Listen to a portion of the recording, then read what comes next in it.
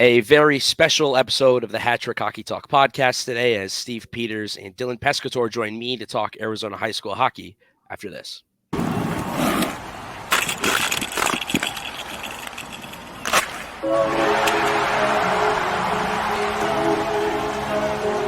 McDavid's first career hat trick. As mentioned before the intro, Dylan Pescatore and Steve Peters join me on today's episode of the Hattrick Hockey Talk podcast. Dylan, we just talked about it, fourth year of doing Arizona High School Hockey Association broadcasting, your third full year. Petey, your resume is impeccable. Telestration producer with ESPN. You work with the PHNX Hockey podcast, formerly the PHNX Coyotes podcast. You said you're doing nationwide podcasts. I even believe I saw you on a PHNX Mercury podcast. You did. You are correct. Jumped over to the WNBA for a show. Yeah, I'm trying to do it all, James. Somebody who never fails to do it all, Petey. I will give you that credit. Let's, I guess, start with visiting last season's finale, this between Notre Dame Prep and Centennial. Dylan's call of the final 35 or so seconds of overtime. Head coach Caleb Drinkhouse not happy with the officials as they're going to send off Pareja. Yeah, another line change by Drinkhouse. That's the second time he's tried to get Pareja onto the ice late and was not allowed to. McCaughey on the draw. Look to push it forward. Jaswin, Gabuya for McCaughey. Shoots, he scores! Centennial, the champions of 2024.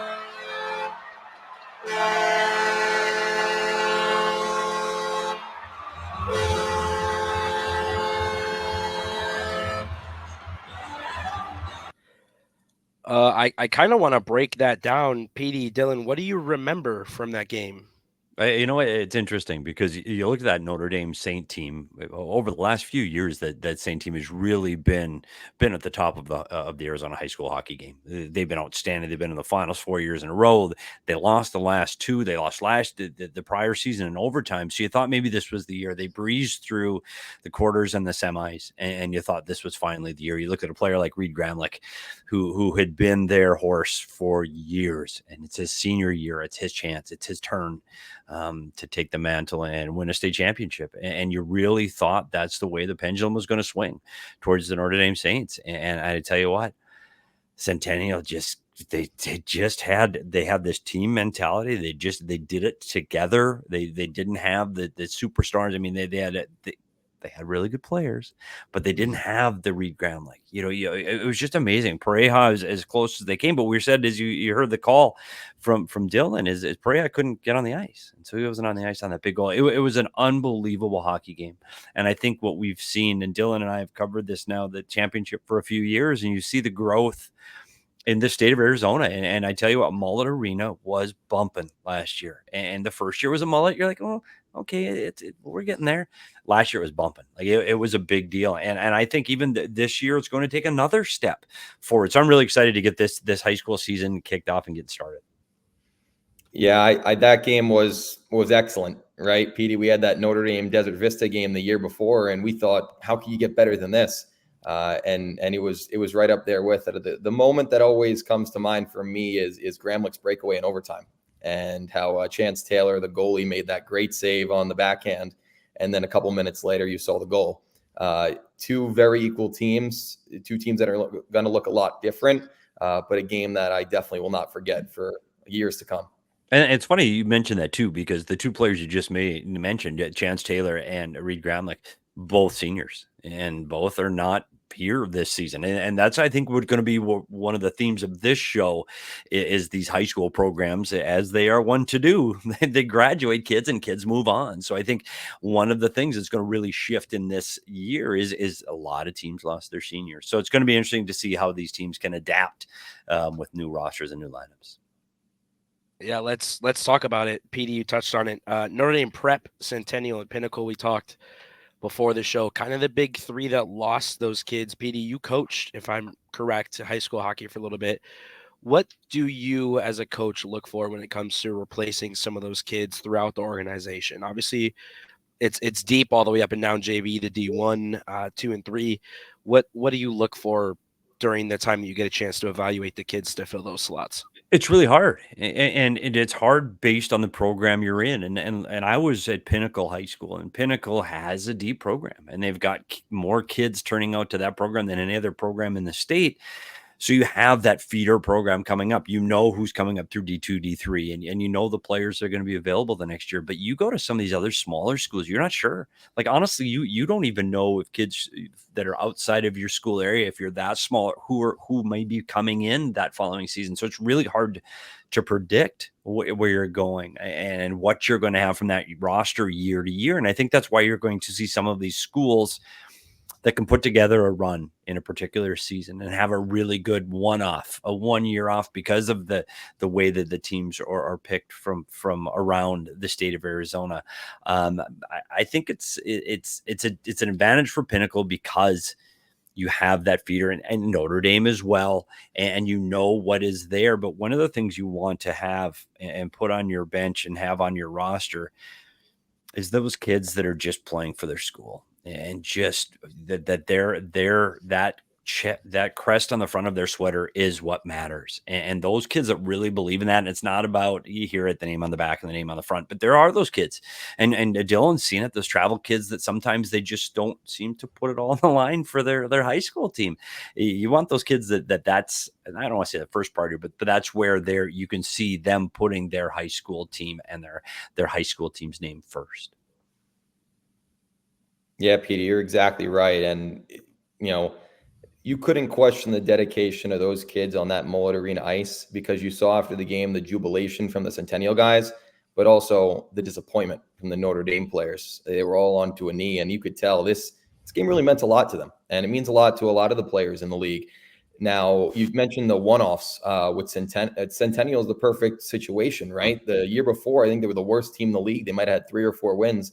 And the year after, through different positioning and players getting older, players getting better, they won the whole thing. They had 16 wins in the regular season. They breezed through the playoffs, and then they really met their match in a good way in Notre Dame in the championship and pulled it out. This year, you mentioned some players that are leaving. Ryan McCaughey left. Gabuya's gone. And for Pinnacle, Austin Chartle, their goaltending tandem with Ben Thomas, they're finished. And then Notre Dame, of course, with Reed Gramlich leaving, which was, he's that number 1 star, and he's moving on to the SJHL up in Saskatchewan, right above North Dakota. So it's going to be a younger league. It's going to be probably a faster league. But last year, we were very spoiled with a lot of great seniors playing for their respective high schools. Dylan, how would you say, as those kids kind of grew up, you saw the game change? Let's say competition-wise, first off, of course, obviously, not a common market in Arizona. We're all very aware of that fact, unfortunately. How would you say you saw the game change competition-wise through the time that you've spent with AHSHA doing these broadcasts? The number one thing that comes to mind is speed. The game gets faster every single year. I'm coming back to the rink, and no matter what team you're seeing at the D1 level, these kids are quick. And it's like, 3 years ago or 4 years ago, whatever it was, when Petey and I were doing the championship game at Oceanside Ice Arena, it was good. But you see that those games at Mullet, and it's so much faster. One little mistake and a kid's on a breakaway. And between the skill and the speed, those are the number one differences, that every year it gets better and better. Oceanside feels like it was so long ago. That's crazy. That's fine, James. We don't miss it. We do miss it. We need more sheets of ice here, but buddy, I hit my head on that thing in the press box so many times. I don't need to go in that press box ever again. Never once in the press box for me, but I do know exactly what you're talking about, because I looked at it and I was like, this doesn't feel like it's a good idea. So I get it. Let's, I guess, open the floor. You said you would like more sheets of ice in Arizona, something I wholeheartedly agree with. How does the game of hockey thrive without an NHL team here? It's going to be interesting. It's going to be a chore. And I don't think you're going to see the impact immediately. I don't think you're going to see it in the 24, 25, or 25, 26 season. And let's go right to high school hockey. Those kids that are freshmen now, they're not going to quit because the Coyotes moved. They're in their programs. They're playing hockey now. I think where you're really going to see it is those learn to skate, those learn to play hockey programs. They're going to suffer. And I think they might really start to dwindle the numbers so that you're going to see, 4 or 5 years from now, those kids that are learning to play hockey may not exist. And then that may have an impact on high school hockey. The hope is that hockey's back by then, that NHL has found a way in the next 3 to 5 years to at least get the ball rolling where there's shovels in the ground and there's hockey coming to Arizona, because for it to thrive like it has for all of these years here in Arizona and continues to get better, there needs to be that, and there needs to be more ice. And I think if there is a new NHL Coyotes 2.0, I do believe you're going to see more sheets of ice across the state of Arizona. And I do think that's going to get more kids out to play. And I think it's going to help just snowball the whole youth hockey all the way into high school. So I think it's imperative that there's an NHL team that really is the driving force to youth hockey and getting more ice sheets here in Arizona.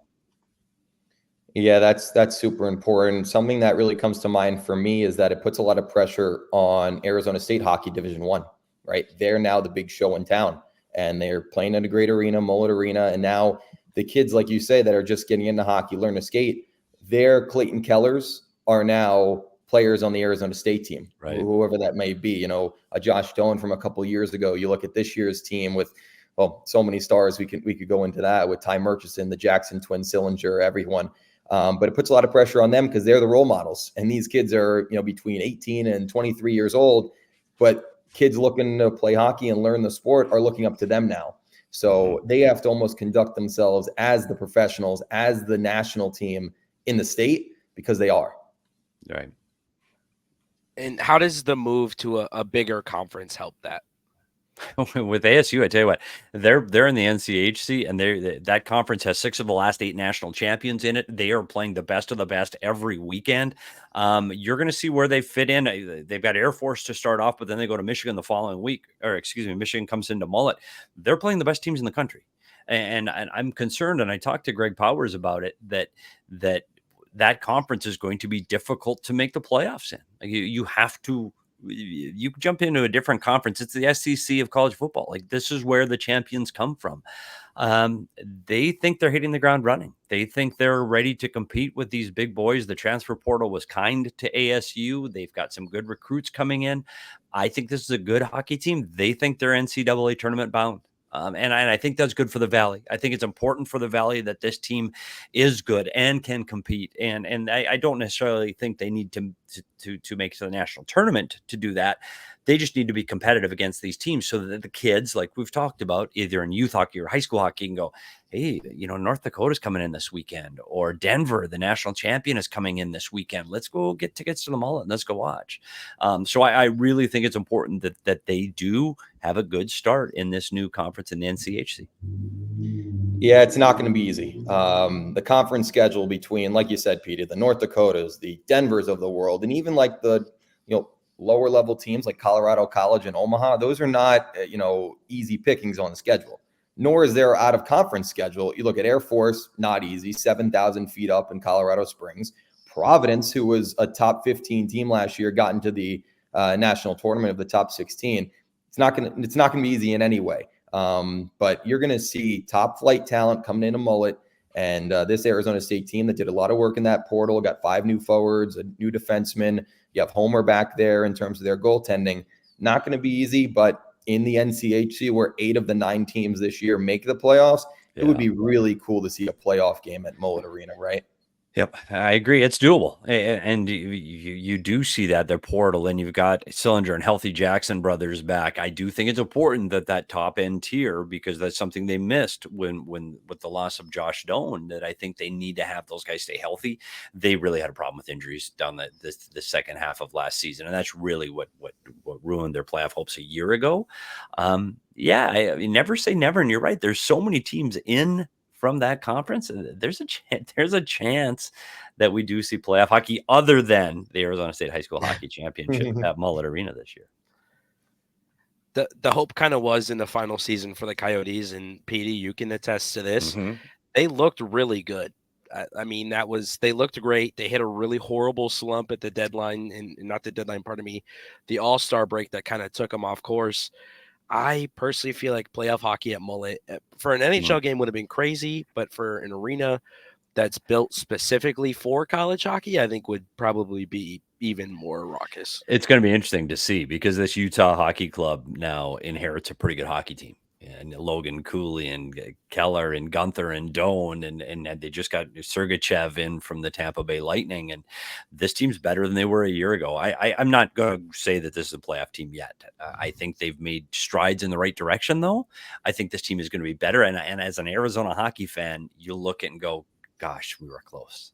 We were so close to having this here and having playoff hockey in the mullet." And I think the hockey world, Canadian hockey fans and national broadcasters would have been out of their mind if they would have had to go cover a playoff game at Mullet Arena, which I would have loved to have seen, to see Gary Bettman's head spinning, watching them try to line up outside Mullet Arena. So unfortunately, we won't see the NHL playoffs at Mullet, and that probably, I won't say probably, it will never happen. If the team comes back, there will be a new arena, and they'll be playing somewhere else besides Mullet. But you're right, it would have been exciting to see. But we have moved on, and it's ASU and Arizona High School are going to take over that mullet this hockey season. Let's kind of take a step back into that high school hockey, arena now. Petey, with coaching, how hard can it be to get some of the kids to lock in for the seeding tournament? Obviously those games have big implications for the season where you end up, what roster you may end up on, but what are some of the challenges that coaches face going into this tournament to try and get their kids to be ready to perform for the year? The biggest thing right now is you've got a vast difference in what kids have been doing over the summertime. There are kids that have been in, the high school hockey has 3-on-3 tournaments, and there are some different programs that have hockey over the summer. And some kids might not have skated since the last season had ended. And so you're looking at, hey, they're just getting back onto the ice over the last few weeks, and they're not up to speed yet. So that's part of it. And then it's a holiday weekend, and you're just back to school, and it's hard to get that intensity for something that doesn't have the impact of a regular season game. So I think that's hard. And I think some of the time you've seen also some of the travel kids who programs are started may not be available for these seeding tournaments, which changes the way the seeding falls out. That may be part of it as well. But it's hard to get that ramped up, that energy and that ramped up feeling for a game that doesn't mean anything in the standings. Having said that, when you get, and I can only say this from the Pinnacle side, when you end up with in the seeding tournament, when Pinnacle would play Notre Dame, even in a seeding tournament, you could feel it. And I think those rivalries now are starting to expand beyond just Pinnacle Notre Dame. I think you're starting to see, to Dylan's point earlier, there are more of those top end teams that are going to be able to press for that state championship. And I think those teams can start to create some of those juices flowing and get the excitement back in to these games on seeding weekend. Yeah, I'm right with you. Also, this seeding weekend is a tryout. It's a tryout for a lot of these kids that are kind of on the line. Are you a D1 player? Are you a D2 player? D3, JV, the whole thing. That, you have your guys that you've already penciled into the roster, and those guys are going to, get back on the ice and everything like that. We have a lot of players that say, they've been working over the summer. I want to be a D1 player. They got to show up in these 4 to 6 preseason games, the seeding tournament games, to earn their spot on the D1 roster and figure that out. Another thing with a lot of these players is, like you said, Petey, they're not skating over the summer, most of them. They've been playing other sports, Sure. Baseball, maybe they play for the football team or whatever, maybe basketball with their buddies, whatever it may be. They're staying in shape. And that's so important when you only have a 20-game regular season with, 2-3 games on the weekend. Let's talk about one of those kind of up and coming. I use that term very loosely. Programs. Mountain Ridge runs the table Division II and Division III. Dylan, we've had multiple conversations with head coach Ed Georgievich of Mountain Ridge. How do they translate that success from those two lower divisions into kind of the big dog now and get ready to try to run the table with Division I? Yeah, 2 players that really stand out to me is Mason McCosh and Camden Babin. Babin is going to be a sophomore this year. He just started school, like Petey said. He could possibly be a top 5 player in Division I, no doubt. And we saw him in the regular season and also have some playoff success last year with Mountain Ridge. This is a program that, and I don't want to, go crazy about it, but they could become a pinnacle in Notre Dame because they have those 4 teams. And when you have those 4 teams, like Petey said, you almost have a breeding ground or something like that, where you have that minor leagues to get up to Division I, where you have a lot of players in your program. Actually, good news just came out. AHSHA Perry just added a 4th team this year as well. Wow, so, that's fantastic. It's great to see that school down in Gilbert and that Chandler area. So the more teams and the more programs with 4 teams, the better, because you're going to see better talent at the Division I level and more players earning their spot to D1, not just to fill a roster. But when we talk about Mountain Ridge, Dylan, I think you brought up a good point. Like when we watched the playoffs last year, this is a team that went 15-3-2 last year. They were one of the top teams in all of AHSHA. And you got Camden Babin and Mason McCosh, both freshmen, and they were both the guys that contributed to this team, and they were the driving force offensively. And they're freshmen. And I remember sitting there thinking, gosh, these guys are going to be around for a long time, and they're really going to be driving the bus. But one other name that I think we have to mention too was Robert Cavalcante.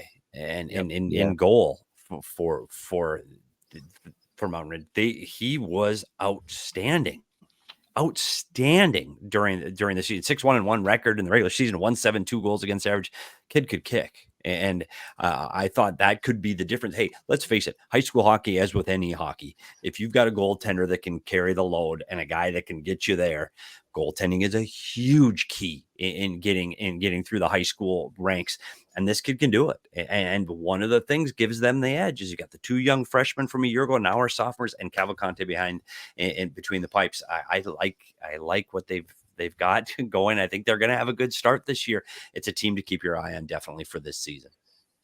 Yeah, I just want to add one more thing about the Mountain Lions. That was a team, Petey, we kind of talked about and said, yeah, they were great in the regular season. They kind of had to take their medicine in terms of losing in the playoffs, right? Mm-hmm. That was a very young team. And it's rare you see a freshman and sophomore led team in Division I go out and win the championship. Now they have that experience under their belt. They shut out AHSHA Perry, that shut out by Cavalcante in the quarterfinals. They went on to face Notre Dame, and let's be honest, Notre Dame was just a heavier and older team. It was unfortunate for Mountain Ridge, but now they're going to become that team because they have the experience. All right, we lost in the playoffs.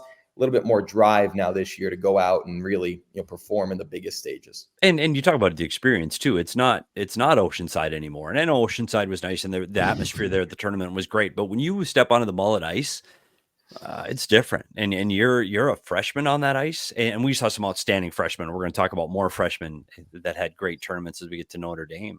But it's different. And Notre Dame had been there before. They've been in the biggest stage in the state of Arizona year after year after year.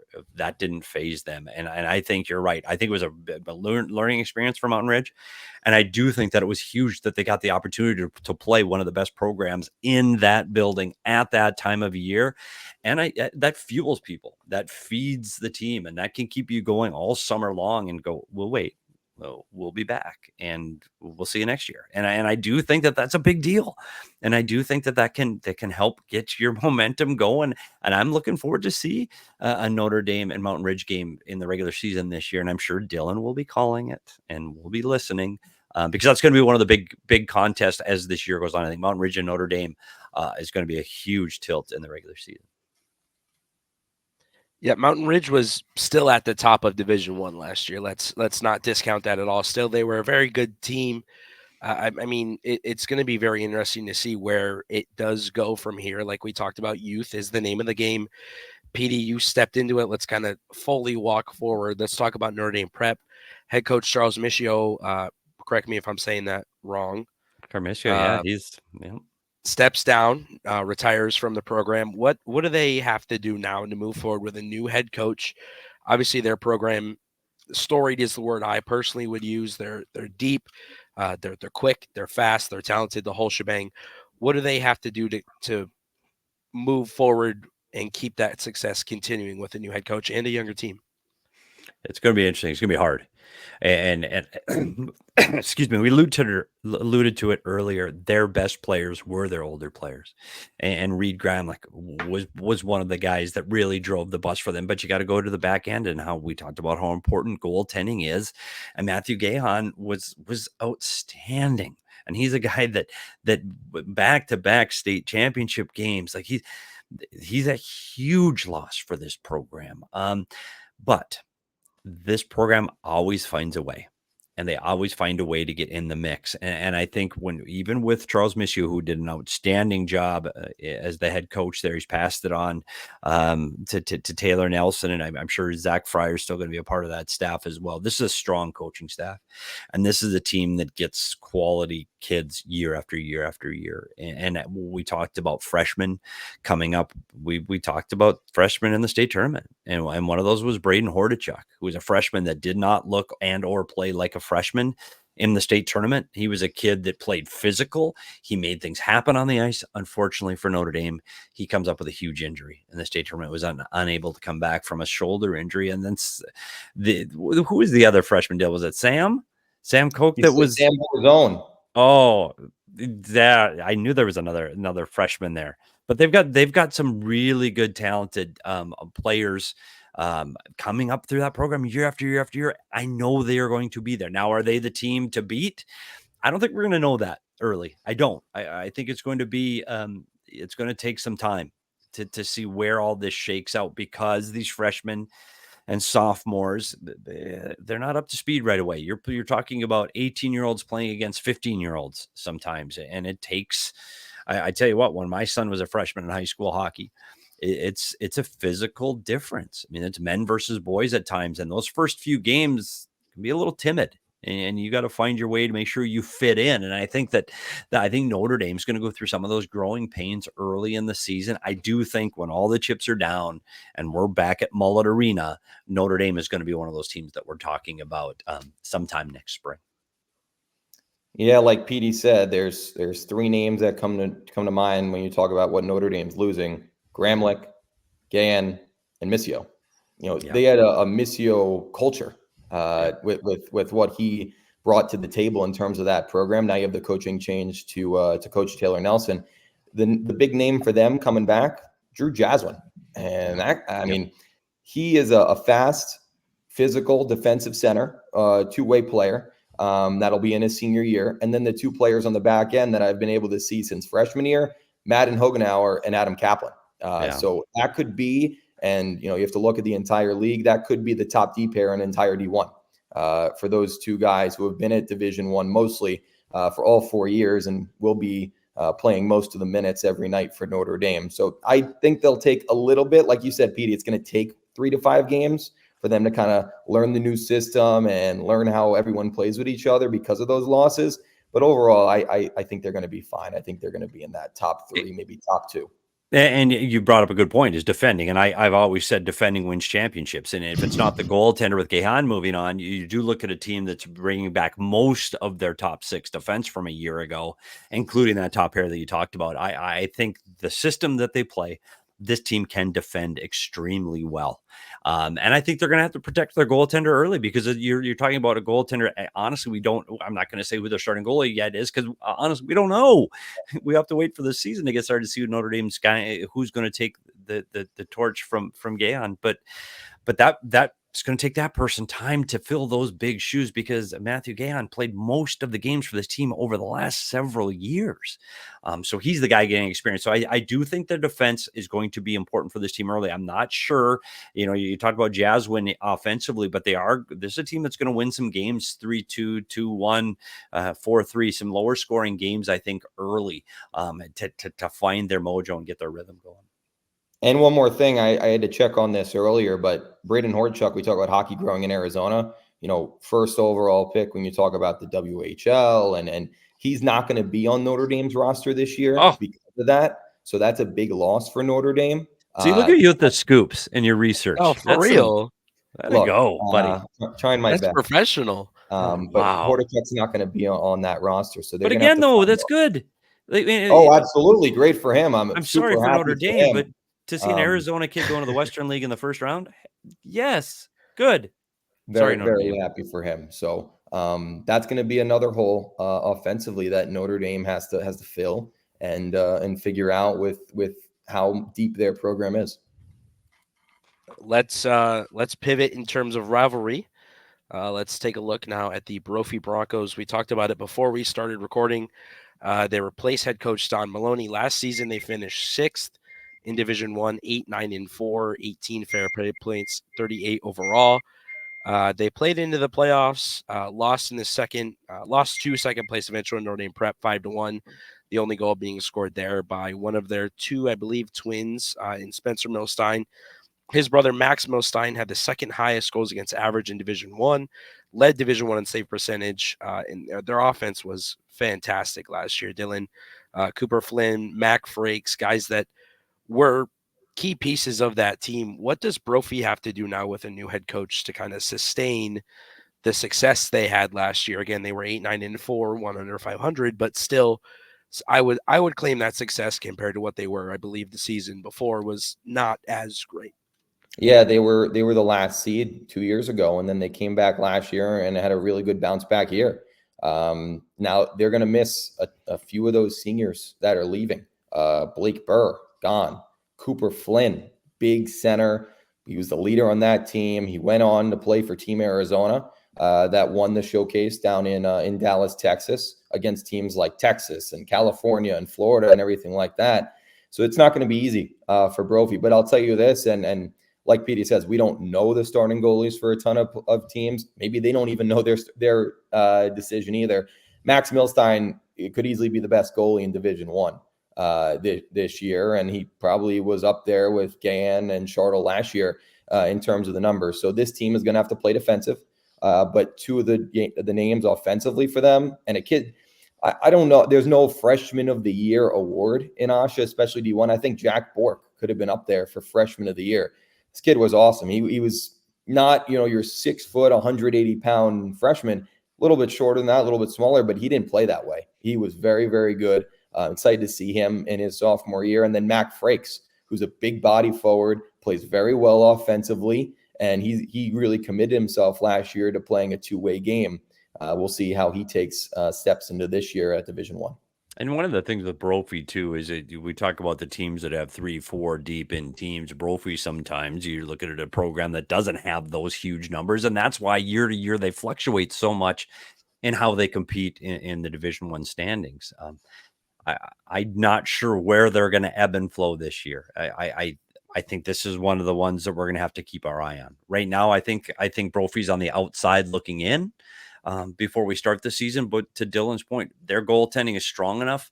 They're going to frustrate some teams. They really are. And so you don't want to count them out this early in the season. But I think as the puck drops here on the start of this season, I think Brophy's going to find themselves, they're going to be chasing some teams. But we weren't talking about Desert Vista 2 years ago. We weren't talking about Centennial at the start of last season. So what teams can prove us all wrong right now off the start and take over and be there when it comes to the end at Mullet Arena. Petey, I know you have probably a plethora of notes. Is there any teams we didn't talk about that you'd like to introduce? Buddy, is there a team you didn't talk about? You think? You think you missed one? The Pinnacle Pioneers? How about the Pinnacle Pioneers? We didn't talk about the Pinnacle Pioneers. And I've still got my Pinnacle swag sitting up in my, matter of fact, I didn't even see this on my wall back here. There's a Pinnacle State Championship ring right there on the wall, because I was part of a state champion back in 2017 with the Pinnacle Pioneers. The one thing about Pinnacle, they do have an advantage with pure numbers. It's just a numbers game, and they have more kids playing. And we talked about their ability to field 4 teams, and that does help them. Having said that, everybody's after Pinnacle, and we've seen it year after year after year, and they've got a target on their back. And last year, they just weren't good enough. Last year, you saw a Centennial team. I think Pinnacle was in that game early. And there were some penalties at the end of the first period, and the momentum seemed to change, and Centennial just kind of took over as that game went on. Pinnacle's going to have a lot of work to do to get back to where they are. We talked about years past. They won the state championship back in 22. So it's just a few years removed from state championships, and there's a lot of pride in that room. to try to get them back to where they were? I'm just not sure. And I'd like to hear Dylan's opinion on this. I'm not sure if they've got the horses that are going to put them up right at the top as this season gets started. Yeah, Petey, just talking around the league and seeing everybody, this isn't a surprise, but Pinnacle is considered the favorite. Look, gosh, there you go.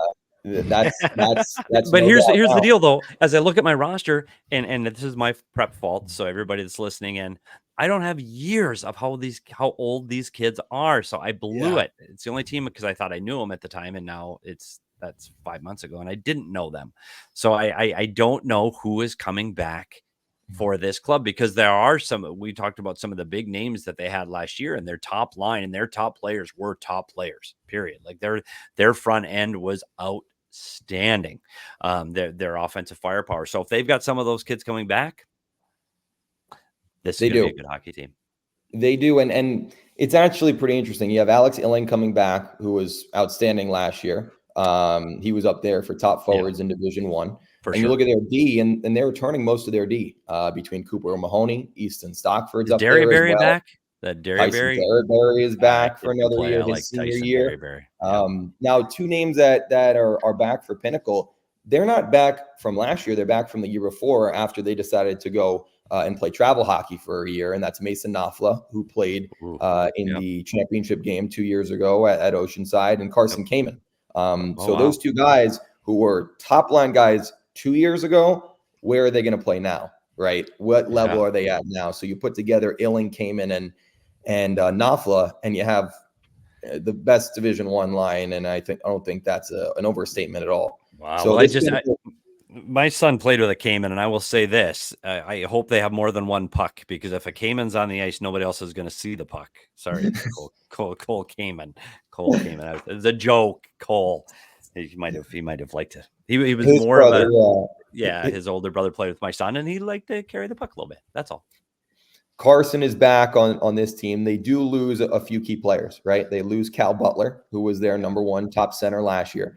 And they also lose their senior goalie tandem in Ben Thomas and Austin Shartle, who both are moving on to playing hockey at a differing level. I think Thomas is going up to Flagstaff to play for NAU, and Shartle's moving on to the USPHL, which is awesome for them. Yeah. The only issue with Pinnacle is, where do you find your goaltending? And in the seeding tournament, they've had Ben Stanger play a couple games. We saw him at D1 for a few games last year, and then Mark Michelson, or Michelson, I should say, who's been outstanding in the preseason so far, going 2-0 and only allowing one goal. So this Pinnacle team, the numbers are going to be there. The offense is going to be there. I think they're all set up. It's just a question of how good can their goaltending be, and right now that's their big and maybe even only question mark.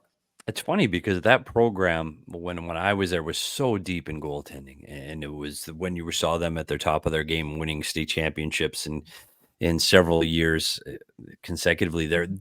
It was goaltending that really carried the load, and then all of a sudden, those numbers really started to thin out. And I don't know what it is across the valley for goaltenders, and I've heard that from youth hockey programs and travel programs. Goaltending is a position that's hard to fill here in Arizona, and I don't know why. We got to get on that, Dylan. Let's make a vow to get more kids to start to play between the pipes here. We could do a case study on that. Let's do it, because it is. And you know what? I know that this is, hey, call it like you see it. Playing goal in Arizona, it's expensive as hell. Like that, getting the gear and getting outfitted is incredibly expensive. And unless you're the number one guy, you're paying a lot of money to sit on the bench. And that's tough for parents to do as well. So anyway, it's definitely for another show. But I do wonder why some of these programs, I mean, it's not Pinnacle. It's across the state of Arizona that they're seeing a shortage in goaltenders. And I know even at the house league levels, they're having to rotate the gear amongst everybody because there just aren't enough guys playing goalie. So we need to do our best to get guys to put on the mask and get behind, get in the crease. So let's get on that mission.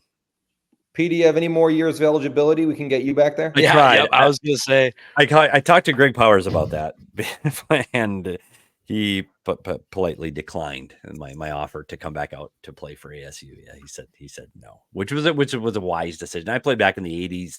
It's skate saves and 2-pad stacks, and you've seen the videos from the 80s. The goalies couldn't stop shit. They were so small. Oh, can I swear on the show, James? You're Bleep fine. that You're out. good. Yeah. 3930. Got to bleep that out on the time code. Sorry. Whoops. This isn't live. We'll edit that out. It's a family show. But I do think goaltending in all these teams, you can go in high school hockey, as with any hockey. If you've got a goaltender that strong at the top of the state of Arizona, you can go places and you can make it to Mullet Arena and you can compete for a state championship.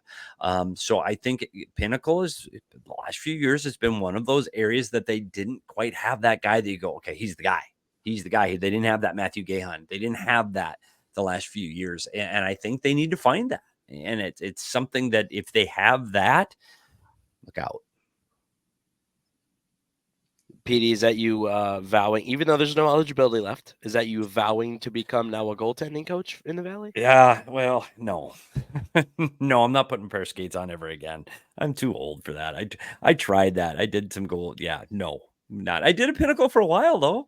I helped out the goalies for years there. And, it was fun. I really enjoyed it. We got to get more goalies going. But no, man, I'm not putting the skates on again. My feet hurt too bad. My back's done. I'm done, James. I'm too old for this.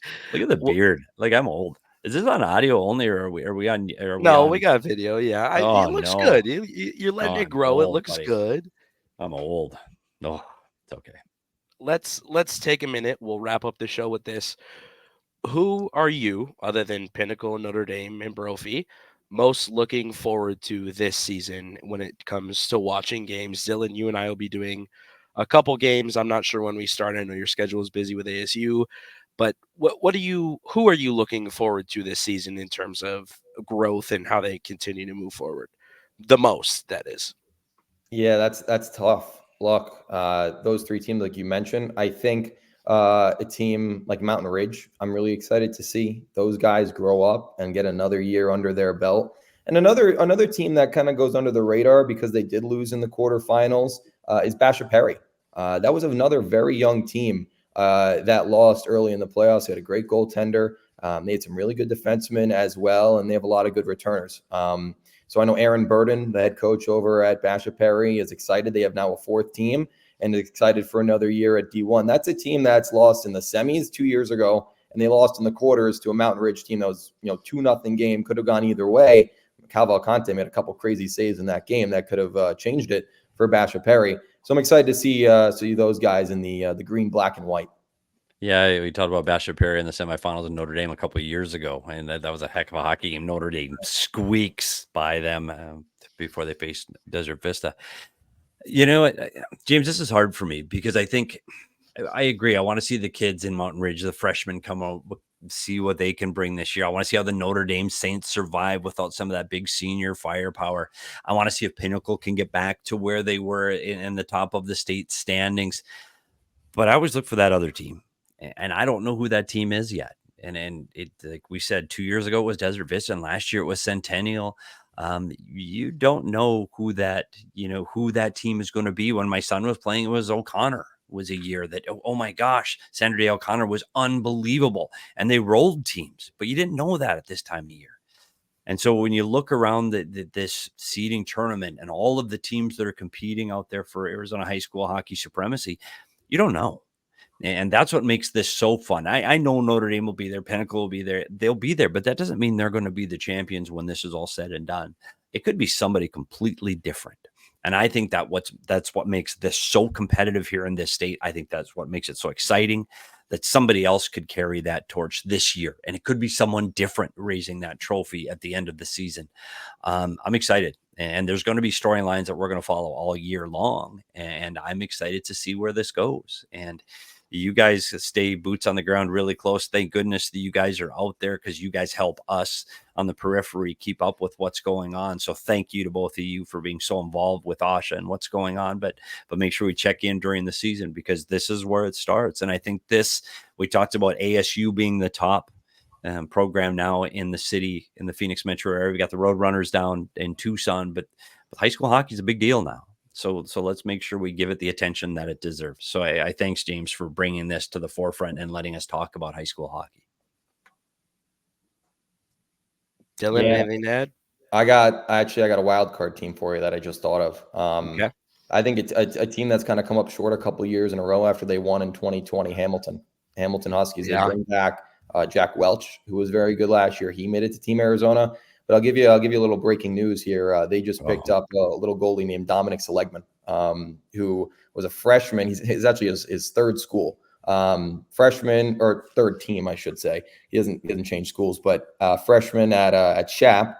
Then sophomore last year was on Campo, and now he's on Hamilton. Wow. And he could easily challenge Max Milstein or whoever goalie that comes up as the best goalie in Division I. And that Hamilton team, as you know, Petey, they love to score. They play 7-6, 6-5 games. They get a goalie, and they could be dangerous. So that's a little wild. That's breaking news, Dylan Pescatore. I'm telling you, this guy's all over it. He is dialed in. He's got his minions all over this state. He's got a buzz going. The kid. Hey, and you're still in school, Dylan? You got another year left? It's my graduate year at ASU, and don't want to go on here and plug a bunch, but we're going to have a ton of team previews and preview from the president, Kenny McGinley, on the AHSHA YouTube page. Wow, I like it. Media. So keep your eyes out for that. Yeah, that's fantastic. Can't wait. On top of the AHSHA YouTube page, also keep your eyes peeled to the PHNX Hockey Podcast. Yes, do that, because we are going to talk high school hockey this season, and we're also hoping to talk to Kenny McGinley, and we're going to keep dialing in, and we're going to get it from you guys, because that's where the news happens. But PHNX hockey, I know there's no Coyotes, but there are Roadrunners, the ASU Sun Devils. We're going to even talk about some adult league hockey and some youth hockey, and all of the things that are going on hockey wise here in the state of Arizona. We're going to make sure people know that hockey is not just about the NHL here in this state. Petey, I'm going to ask for an inside scoop, and you don't have to give me an answer. Sure. Will Walking and Talking with Petey return for another season? It will, but we're just not quite sure who we're talking with yet. But I absolutely will be doing more walking and talking. We've already been in contact with Greg Powers and a few of the players down at ASU. So don't be surprised if we do some of that with the Sun Devils coming up really, really soon. Well, it's influential. Emily Kaplan did it during the Stanley Cup Finals. Finals. Stole it from me. And I was right there when she did it. And I went out. I was in the ESPN TV truck. And I actually walked and talked with her a few days earlier during the Stanley Cup Finals. And then she did it with Evan Rodriguez. And she came up to me and she goes, I said, what are you doing out here? She's out in the parking ramp. She's never down there during a game or prior to a game. And she goes, I'm just going to do some walking and talk. And she started to say it. And as soon as she said it, she goes, oh my gosh, I stole your bit. And she just started laughing, because clearly other people have walked and talked at the same time before. So it's not really my thing, but I kind of laid claim to it. So she did an outstanding job. I do it by myself, but my own cameraman, my own microphone guy, my own editor. I do it all. She didn't. She had quite the crew helping her out with Evan in Florida. You are spectacular when you do it by yourself, Petey. Thank you, James. I look forward to hopefully some of those ASU content coming from the PHNX Hockey Show. I'm looking forward, by the way, congratulations, round of applause on Utah's hockey show with the ALLCITY Network. Yeah. Absolutely phenomenal news to hear that you're sticking with them. Dylan, I didn't get to say at the top, congratulations on your bachelor's degree. Absolutely fantastic. I'm looking forward to a great year. And I hope we can reconvene sometime in the next 10 weeks to get another one of these things going to recap where we're at. Can't wait, James. Thanks for having us on. Appreciate it. I appreciate you, gentlemen. Thank you very much for watching and listening to the Hattrick Hockey Talk podcast, now a part of the Inside the Rink podcast network.